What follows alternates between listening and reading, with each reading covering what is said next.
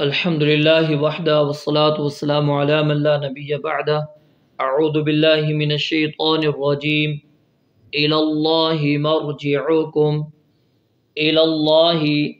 اللہ رب العالمین ہی کی طرف الاللہ اللہ رب العالمین ہی کی طرف مرجعکم تمہارا لوٹنا ہے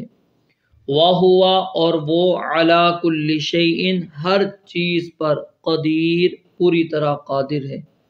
الا خبردار سن لو آگاہ ہو جاؤ انہم بے شک وہ یثنون موڑتے ہیں صدورہم اپنے سینوں کو لیستخفوا تاکہ اچھی طرح چھپے رہیں منہ اس سے الا خبردار سن لو آگاہ ہو جاؤ حین جب یستغشون وہ خوب لپیٹ لیتے ہیں ثیابہم اپنے کپڑے یعلم وہ جانتا ہے ما یسرون جو وہ چھپاتے ہیں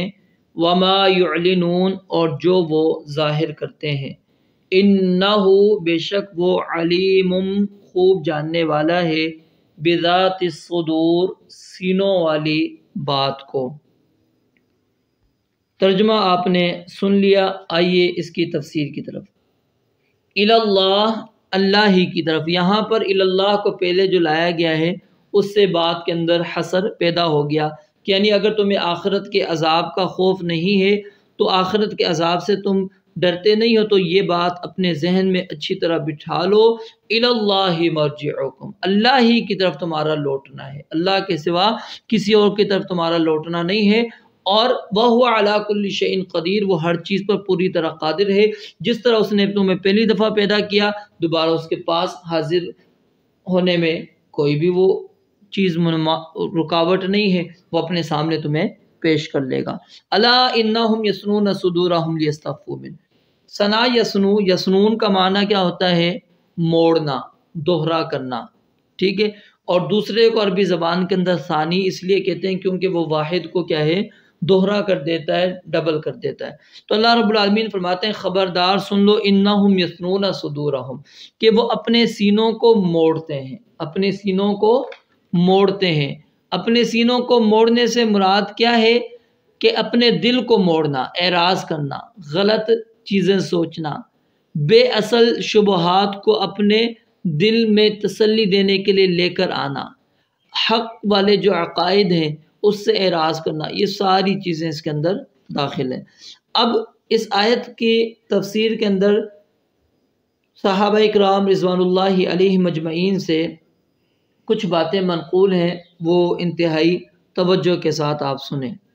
اللہ رب العالمین نے یہاں پر جو پہلے بات بیان کی وہ سمجھ لیں، پھر اس کے بعد میں صحابہ کی تفسیر آپ کے سامنے رکھتا ہوں۔ اللہ رب العالمین یہاں پر یہ بات بیان فرماتے ہیں کہ وہ لوگ جو اپنے سینوں کو موڑتے ہیں، اپنے سینوں کو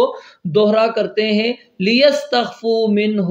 تاکہ وہ اچھی طرح اس سے چھپ جائیں، تاکہ وہ اچھی طرح اس سے چھپ جائیں اللہ رب العالمین سے، یعنی گناہ کرتے وقت وہ اپنے آپ کو چھپا لیتے ہیں کہ اللہ رب العالمین ان کو دیکھ نہ سکے۔ پھر اللہ رب العالمین نے فرمایا کیا وہ اس وقت کو جب وہ اپنے بستروں میں ہوتے ہیں اچھی طرح لپیٹ کر اپنے آپ کو وہ سو جاتے ہیں، کیا وہ چھپے ہوتے ہیں؟ نہیں، اللہ رب العالمین تو اس وقت بھی ان کو جانتا ہے، اور جو چیزیں وہ ظاہر کرتے ہیں جو چھپاتے ہیں سب کچھ اللہ جانتا ہے۔ اس سے بڑھ کر کے اللہ رب العالمین جو ان کے سینوں کے اندر چیزیں موجود ہیں اس کو بھی اللہ رب العالمین اچھی طرح جانتا ہے۔ اب اللہ رب العالمین کے متعلق جو مشرکین کی لا علمی ہے اس کی انتہا دیکھیے، سورہ حامیم سجدہ کے اندر اللہ رب العالمین فرماتے ہیں وَمَا كُنْتُمْ تَسْتَتِرُونَ أَن يَشْهَدَ عَلَيْكُمْ سَمْعُكُمْ وَلَا أَبْصَارُكُمْ وَلَا جُلُودُكُمْ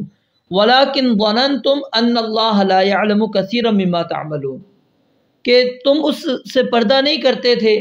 کہ جو تمہارے خلاف تمہارے کان گواہی دیں گے، تمہاری آنکھیں، تمہارے چمڑے،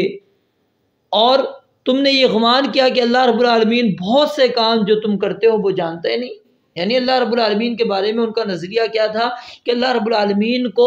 علم ہی نہیں ہے کہ ہم کیا کر رہے ہیں، اور پھر جو چھپ کر وہ کرتے تھے اس کے بارے میں تو ان کا خاص طور پر یہ نظریہ تھا کہ اللہ رب العالمین کو اس کا علم ہی نہیں ہو سکتا۔ صحیح بخاری کے اندر روایت موجود ہے، سیدنا عبداللہ بن مسعود رضی اللہ تعالیٰ عنہ بیان فرماتے ہیں،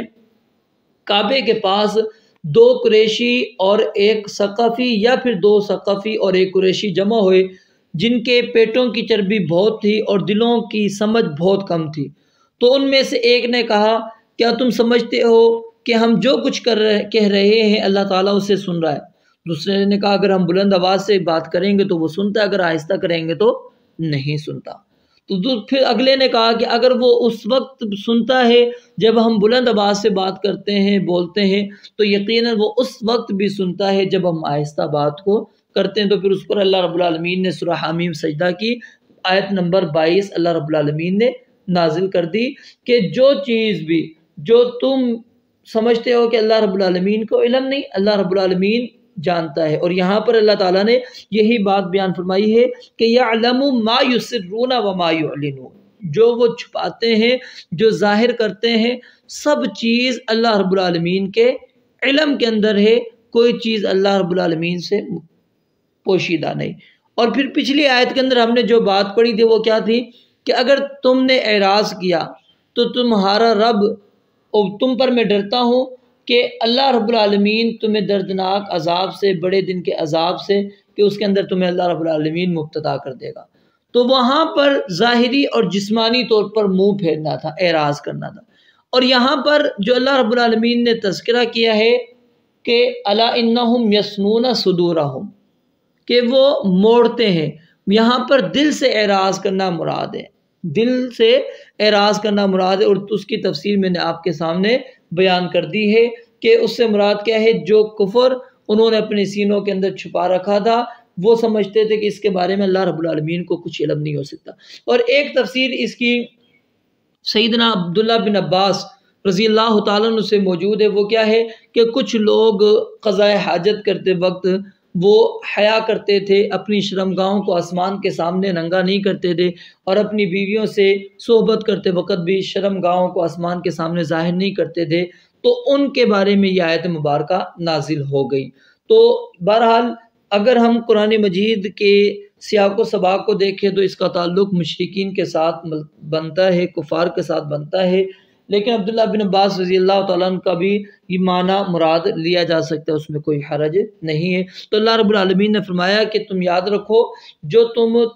اپنے سینوں کے اندر تم نے